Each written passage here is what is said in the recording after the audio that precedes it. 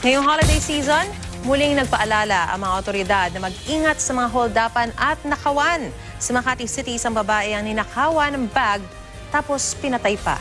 Balitang hatid ni Oscar Oida.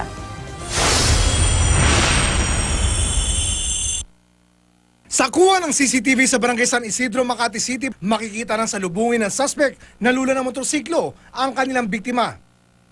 Pagkababa ng motorsiklo ng suspect, hawak na nito ang kanyang baril. Agad hinatak ang bag ng biktima, pero nagpupumiglas ito. Dito na siya pinukpok ng baril ng suspect. At nang matumba, walang awa pang binaril sa ulo, maagaw lang ang bag. Sabay sakay ulit sa kanyang motorsiklo at sumibat.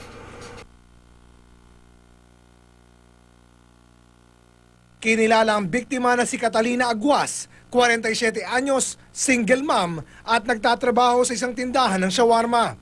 Pauwi na raw sana ito noong mga panahong yun at ilang hakbang na lang ang layo sa kanyang tinitiran nang mangyari ang insidente. Sigaw siya na sigaw. Oo. Nang pagkasisigaw niya, sigabi tayong bag. Ang kasunod ng putok na. Oo. Nakabulagta na doon tsahin ko. Paglapit ko, wala na kay gana. Ayon pa sa mga kamag-anak, minsan na raw may nagtangkang mang-hold up sa biktima sa lugar ding yon. Yung una po, hindi po nakuha. Dito rin? Dito rin po. Tapos? Tapos yun, yung pangalawa na po, yan na po yung nangyari.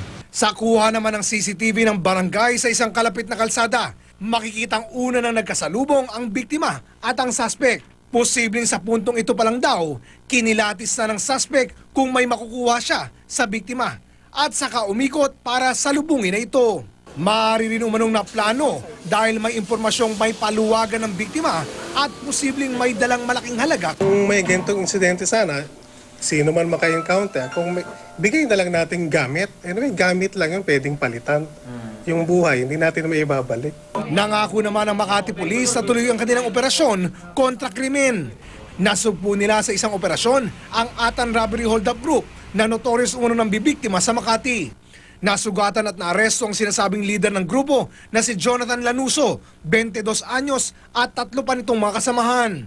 Habang patay naman ang kasamahan nilang si Ronald Gogolin na nanlaban umano sa mga pulis. Oscar Oida, GMA News.